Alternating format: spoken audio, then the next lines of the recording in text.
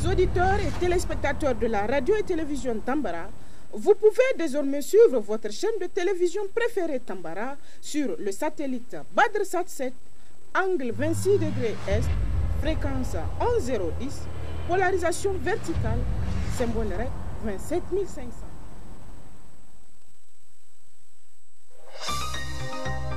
Suivez le journal avec STM Transport Voyageurs, une nouvelle façon de voyager.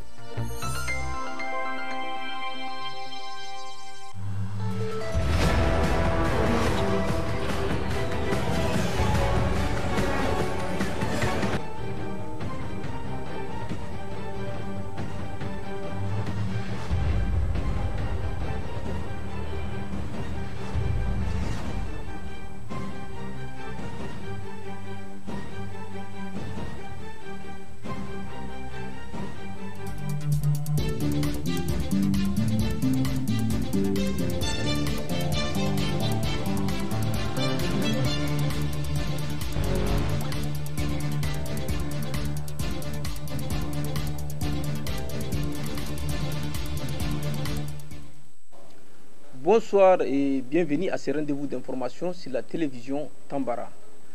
Commençons ce journal avec le cadre de concertation pour l'élite démocratique. Bukata a organisé un point de presse ce 12 avril 2025 à la maison du citoyen Rotaba sur la situation actuelle du pays où plusieurs points ont été évoqués. Suivez plutôt.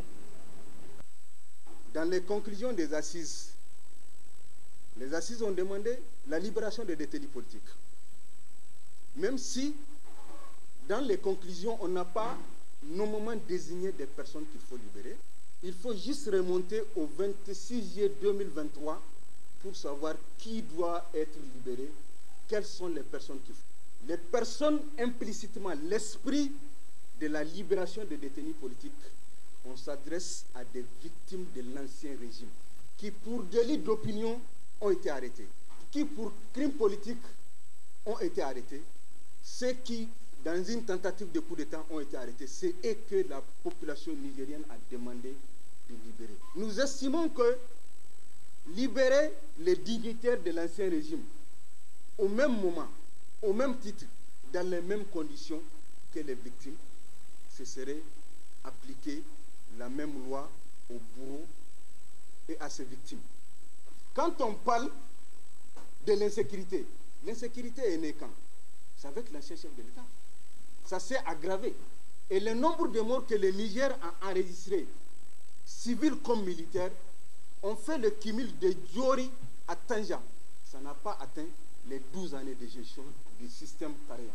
Et la question de la mauvaise gouvernance, le Niger n'a jamais connu la gabegie qu'il y a eu dans cette gestion.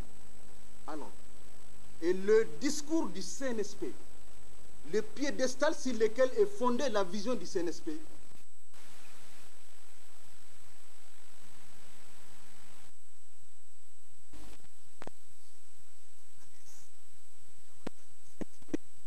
il faut traduire devant les juridictions toutes les personnes impliquées dans les sales dossiers et tous les dirigeants doivent être entendus. Nous n'avons demandé de régler le compte à personne. Mais nous avons demandé l'application des lois et des règlements que le peuple nigérien s'est lui-même librement donné. Il va falloir que les États de l'AES se dotent les moyens, particulièrement le Niger, pour non seulement faire face au terrorisme, mais aussi s'apprêter à faire face à une guerre avec n'importe quel État qui serait tenté à nous attaquer. Le débat sur la langue, le cadre de concertation pour l'élite démocratique se pose un certain nombre de questions. Pour un pays où le tissu social est fragile, pour un pays qui renaît de ses cendres au lendemain du 26 juillet 2023, dans un contexte de refondation, un pays en proie à l'insécurité, un pays dans lequel le ministre de l'Intérieur écrit une correspondance pour demander aux Nigériens le pardon, le renforcement de la cohésion nationale. À travers les gouverneurs, les AD et les préfets, dans l'article 12, on voit qu'on intègre une disposition.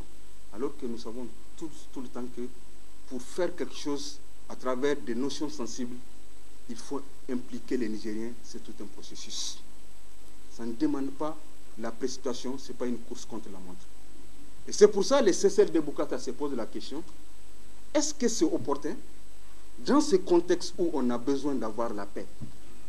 Parce que quand on parle de Germain, Hausa, Pel, Fulfulde, Tilaberi, qui va aller s'asseoir dans la zone d'insécurité parce qu'il est Germain, Hausa, Fulfulde, Pel? Les terroristes ne regardent pas que tu as une langue ou que tu as une ethnie.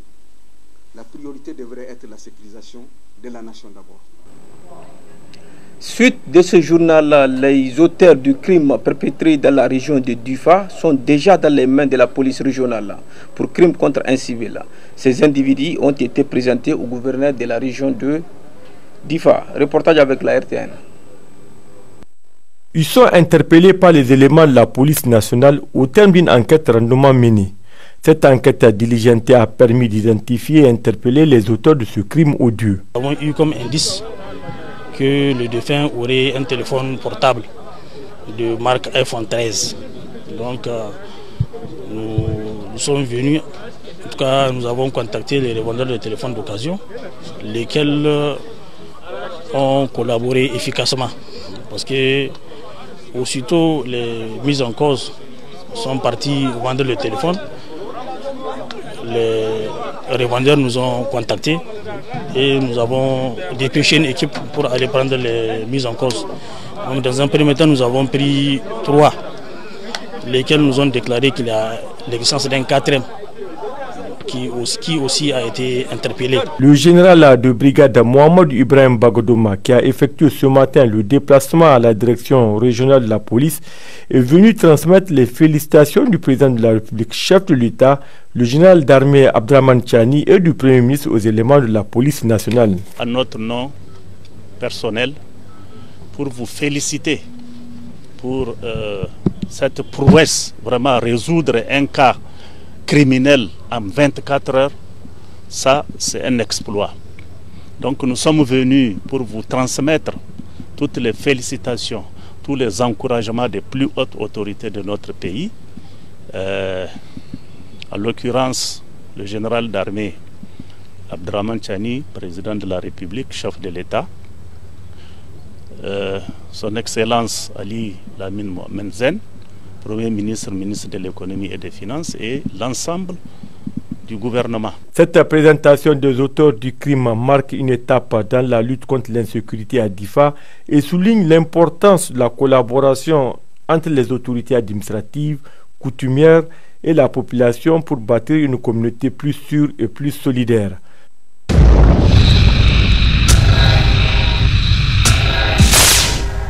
Au-delà de sa mission régalienne qui consiste à défendre les intérêts matériels et moraux de ses militantes et militants, le comité exécutif de l'Union des étudiants et élèves de l'Institut privé de hautes études commerciales, en collaboration avec la direction générale, s'engage pleinement pour contribuer significativement au volet sportif en organisant la 3e édition de la Coupe du directeur général du dit institut. Ce tournoi qui vise à réunir les étudiants et élèves autour d'un idéal commun afin de renforcer les liens de la fraternité et la cohésion sociale entre eux, et la preuve également de son souci de renforcer la santé physique des étudiants. C'est pourquoi dans son mot introductif, le représentant du directeur général a décliné le mobile de cette activité afin d'exhorter les étudiants de cultiver l'esprit de fair play. C'est un cadre qui a été créé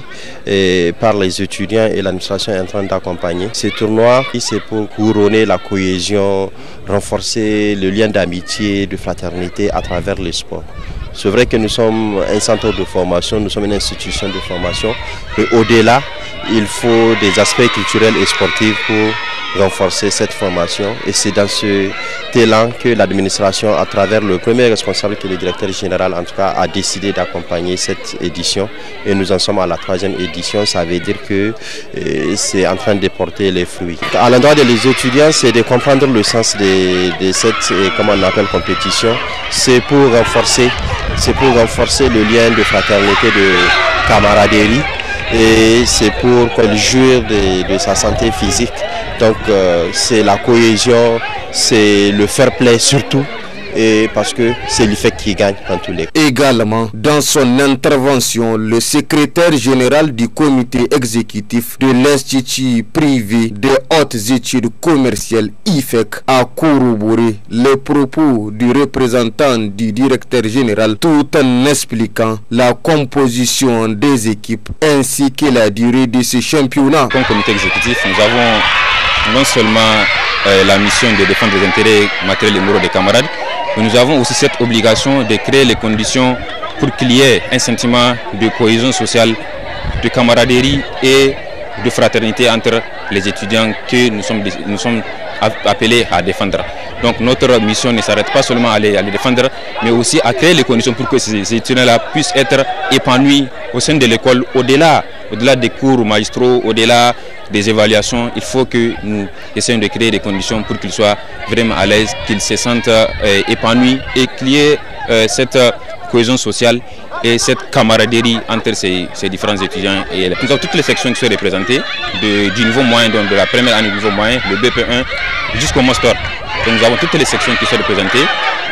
Pour le lancement, le match est en train de se discuter entre la première année de la licence et la terminale. Et nous avons un match qui va se jouer entre les premiers venus de l'école, donc ceux du niveau moyen première année, et ceux du master. L'appel que j'ai lancé, c'est vraiment que les camarades se mobilisent autour du comité exécutif pour pouvoir renforcer ces différentes activités, pour pouvoir améliorer encore. Et je lance un appel à tous les joueurs d'être sereins, d'avoir un esprit de responsabilité et de solidarité. Dans tous les cas, c'est l'IFEC qui gagne. À noter que c'est le directeur général qui a donné le coup d'envoi, marquant ainsi le lancement officiel de ce tournoi. Pour cette première journée, le match a opposé les élèves de la terminale et les étudiants de la licence 1. Pendant une semaine, les élèves et étudiants de tous les niveaux confondus partageront des expériences afin de consolider les liens de la solidarité et la cohésion sociale pour leur épanouissement.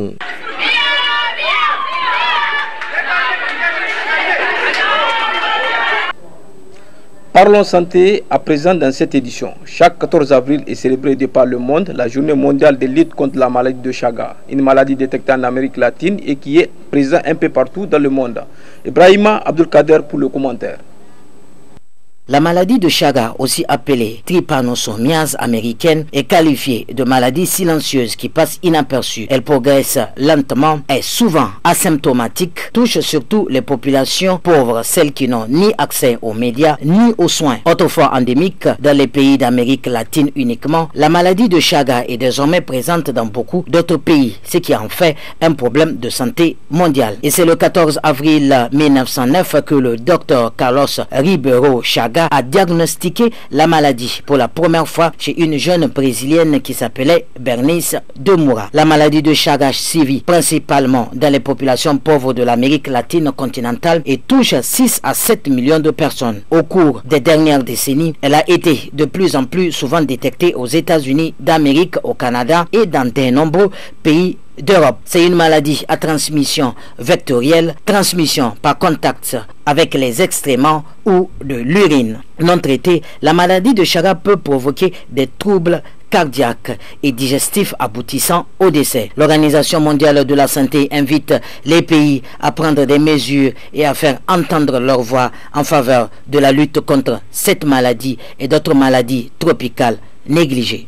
De l'article 12 de la charte de la refondation, choisissant le Hausa comme langue nationale. À cet effet, nous nous sommes entretenus avec Mohamed Sekou Doro, il est le président du COSAES. Et c'est la partie magazine de cette édition, excellente suite de programme sur la télévision Tambara.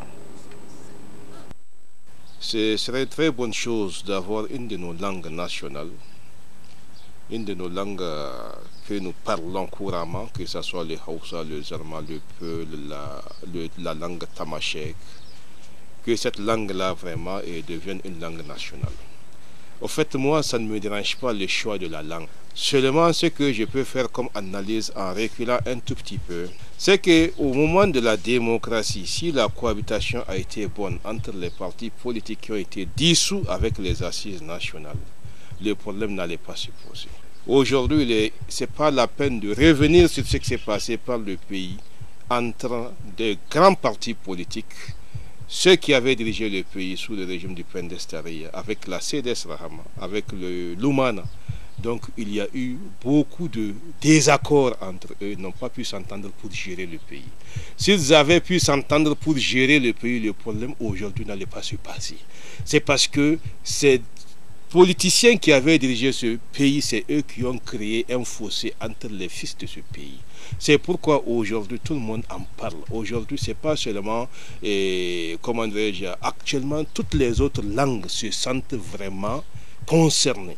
Aujourd'hui, partout sur les réseaux sociaux, dans le monde entier, les gens se prononcent par rapport au choix de cette langue. C'est tout simplement parce que ceux qui ont dirigé ce pays-là, de 2011 à 2023, ils ont échoué. S'ils s'étaient entendus, on ne serait pas là. Si la cohabitation avait été bonne, si les élections s'étaient passées dans des bonnes conditions, des arrestations avaient eu lieu dans ce pays, on a amené des pères de famille en prison, on les a privés de tout. Et aujourd'hui, c'est ce qui est à la base de tout ce que vous entendez dans la ville de Niamey et au-delà. Aujourd'hui, le peuple nigérien pense qu'il est tôt, il est très tôt de se prononcer par rapport à une langue. Très tôt. Aujourd'hui, le problème que nous avons, c'est un problème de sécurité. Il ne faut pas qu'on amène encore un autre problème qui va diviser davantage les fils de ce pays. Et c'est ce que nous sommes en train de voir avec cette langue-là, qu'on demande d'en faire une langue nationale. Nous, au niveau du COSA-SCP, on pense que le plus important, c'est de mettre l'accent sur le côté sécuritaire, de mettre l'accent sur la cohésion sociale, de mettre l'accent sur la réconciliation nationale. Comme le président l'avait dit, il avait demandé de prôner le pardon. Que les fils de ce pays-là se pardonnent, qu'ils se serrent là pour pouvoir faire face aux défis qui nous attendent. Parce qu'aujourd'hui, il y a des défis immenses qui nous attendent. L'appel que nous, au niveau du COSA-SCP, nous allons lancer à l'endroit de la population nigérienne et au-delà, c'est de faire attention. Ces impérialistes-là sont là. Ils attendent la moindre occasion, la moindre faille pour essayer de nous diviser, pour essayer de commettre leurs forfaits, des forfaits qu'ils attendent. Ils sont passés par l'Algérie. Aujourd'hui, avec l'Algérie, ils ont échoué en abattant un drone malien. Ils ont échoué parce que le peuple malien et le peuple algérien vont bientôt s'entendre. Donc aujourd'hui, les impérialistes cherchent la moindre occasion pour pouvoir créer une guerre entre les fils de ce pays. Et il faut que nous soyons très vigilants. Aujourd'hui, ces impérialistes-là n'ont pas dit leur dernier mot. Ils sont là, ils sont prêts à tout. Ils sont prêts à tout. Donc moi, l'appel que nous lançons à la population nigérienne, c'est de se serrer la main et d'être vigilants. De ne pas oublier ce qui s'est passé au Rwanda des années 90, au Rwanda 95-96. Les conflits entre les peuples Hutus et les Tutsis. Aujourd'hui, il est très difficile de dire que lui, il est Hutu, X et Tutsi. Ils se ressemblent tous.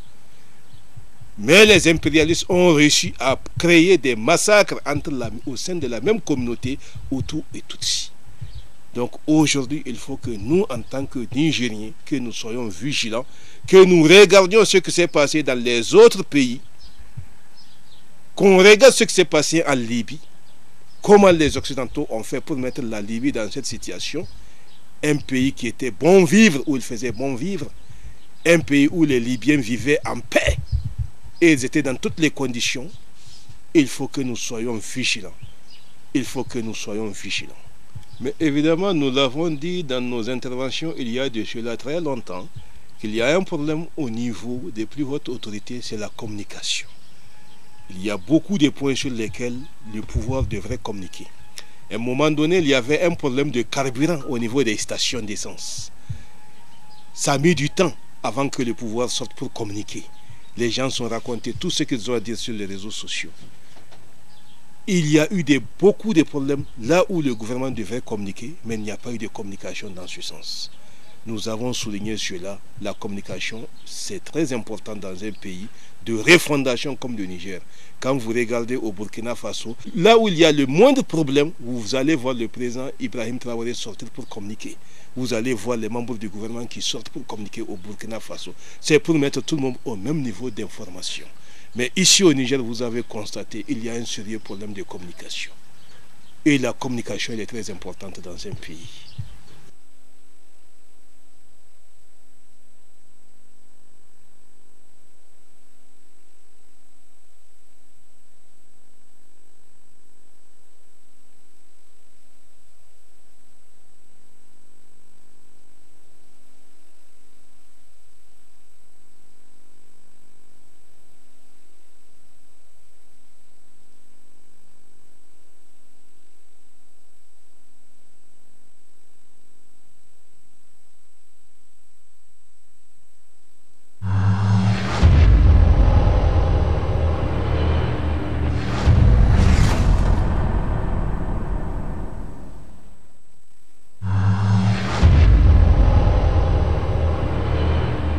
Chers auditeurs et téléspectateurs de la radio et télévision Tambara, vous pouvez désormais suivre votre chaîne de télévision préférée Tambara sur le satellite BadrSat 7, angle 26 degrés Est, fréquence 11010, polarisation verticale, symbole REC 27500.